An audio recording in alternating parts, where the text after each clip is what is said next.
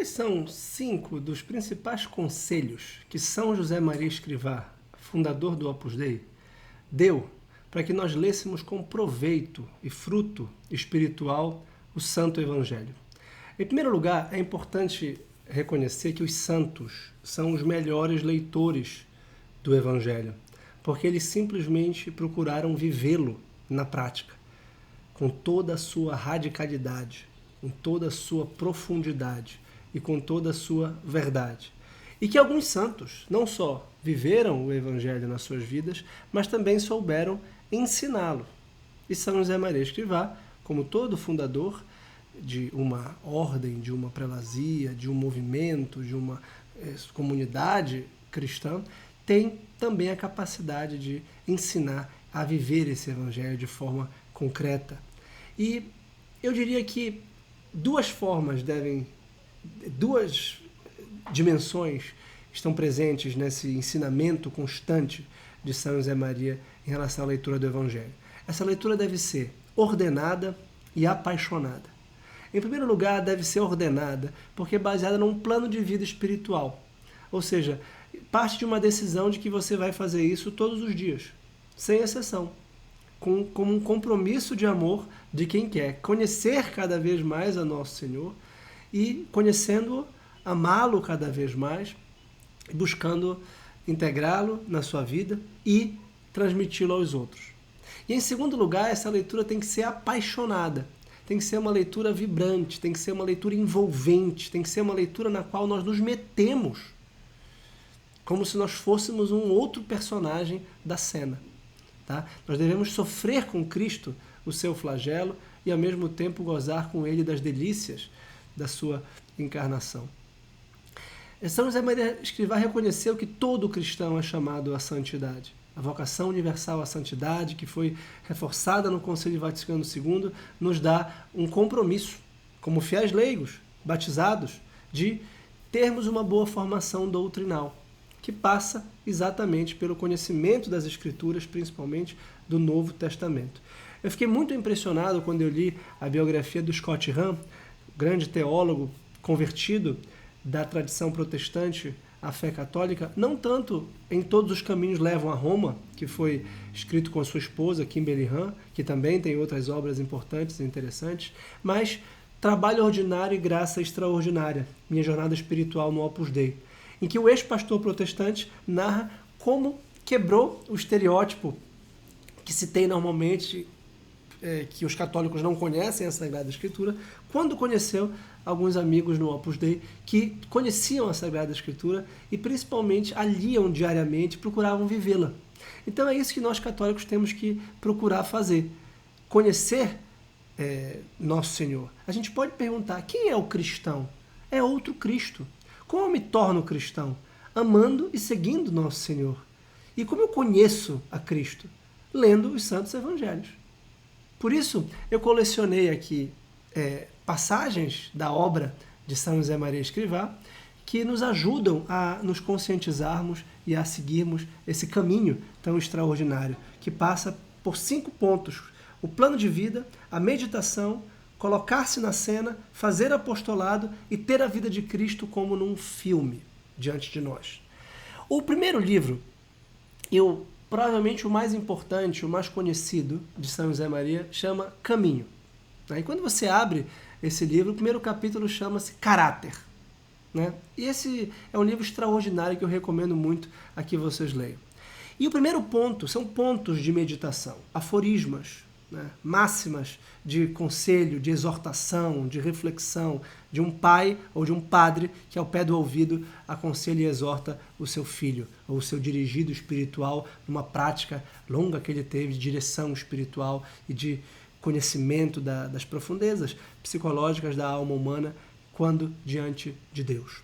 O primeiro ponto diz o seguinte, que a tua vida não seja uma vida estéril, ser útil, deixa rasto, ilumina com o resplendor da tua fé e do teu amor. Apaga com a tua vida de apóstolo o rasto viscoso e sujo que deixaram os semeadores impuros do ódio.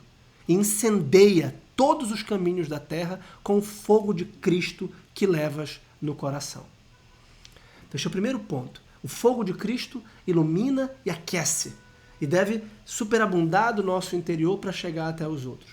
Cristo disse no Sermão da Montanha: vós sois a luz do mundo, vós sois o sal da terra.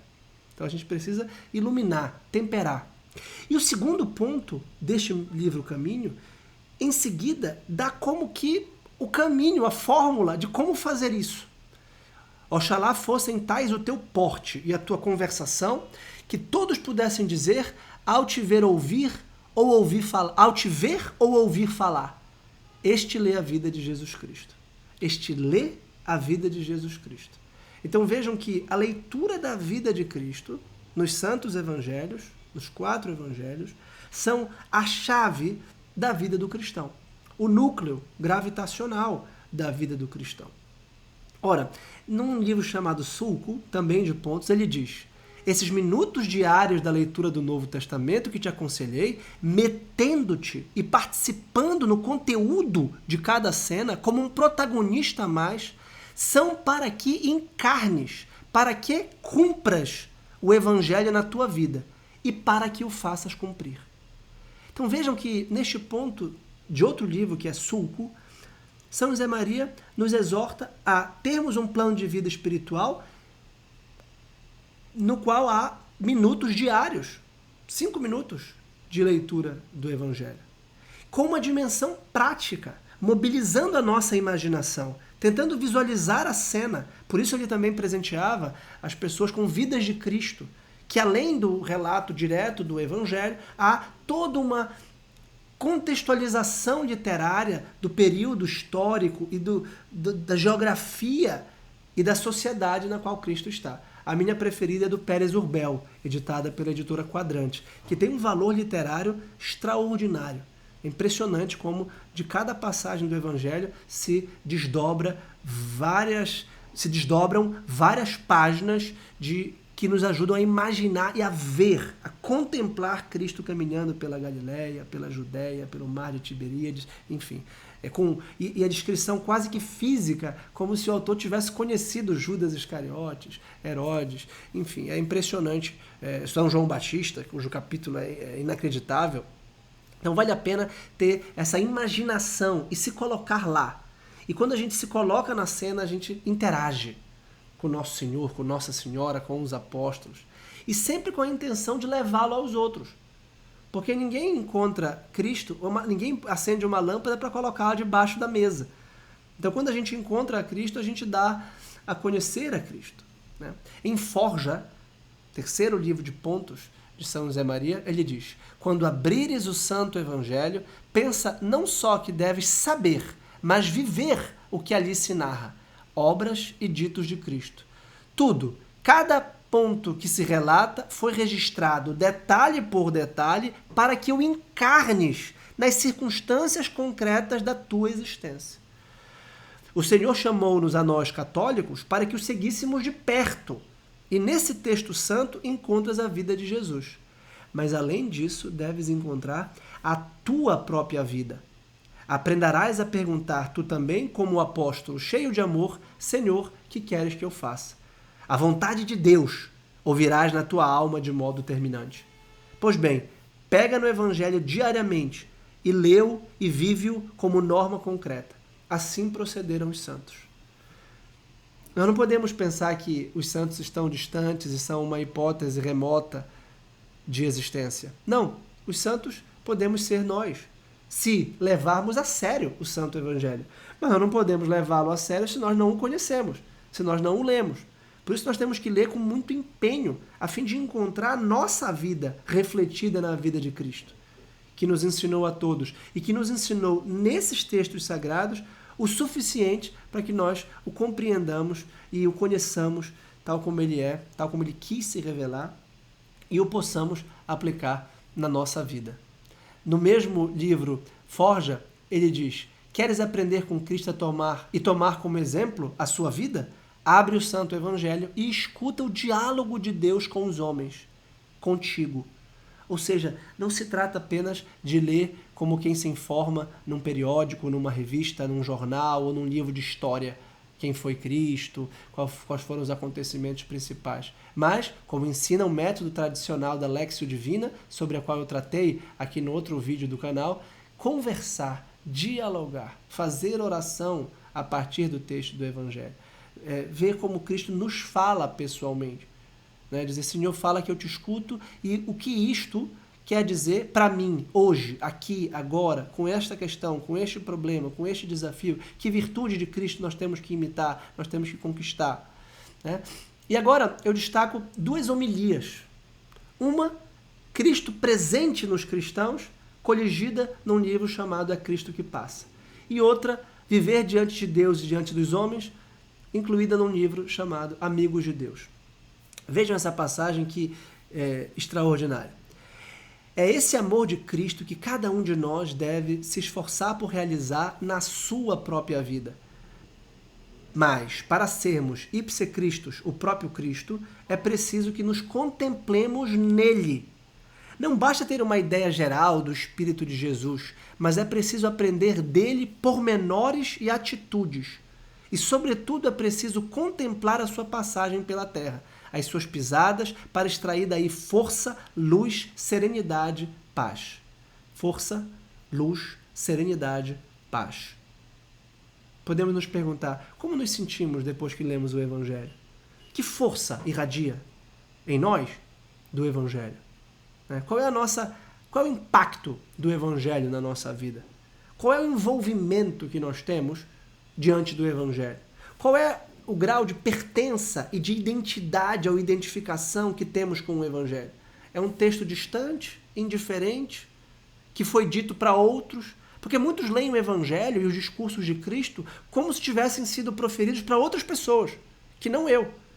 Mas nós temos que lê-lo como se fosse escrito para nós, pessoalmente, numa segunda pessoa do singular. Tu, o que tens a dizer? E vocês, quem dizem que eu sou? Pergunta Jesus à igreja, depois daquela debandada de muitos com o discurso da sinagoga de Cafarnaum, em que ele declara claramente o corpo de Cristo é o corpo de Cristo.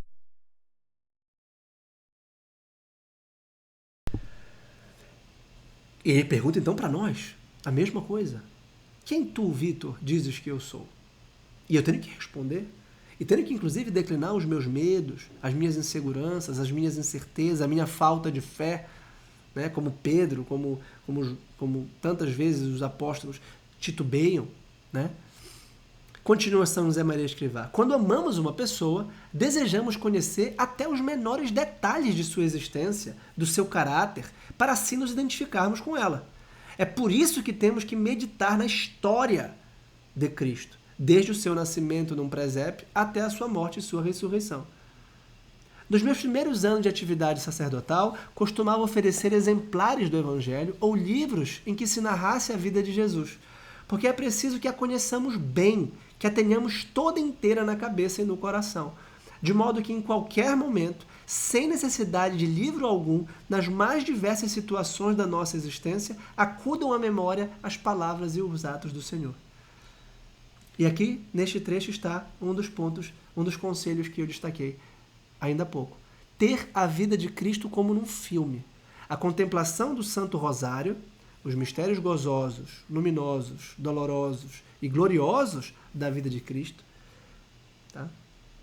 Essas 20 etapas, esses 20 momentos são cravados na nossa memória, são tatuados no nosso coração, são esculpidos na nossa imaginação, na nossa memória, para que nós sempre vejamos isso constantemente, como se fosse um pano de fundo ininterrupto da nossa vida, como se nós tivéssemos 2 planos. O que está acontecendo no nosso dia a dia e, no fundo, a vida de Cristo.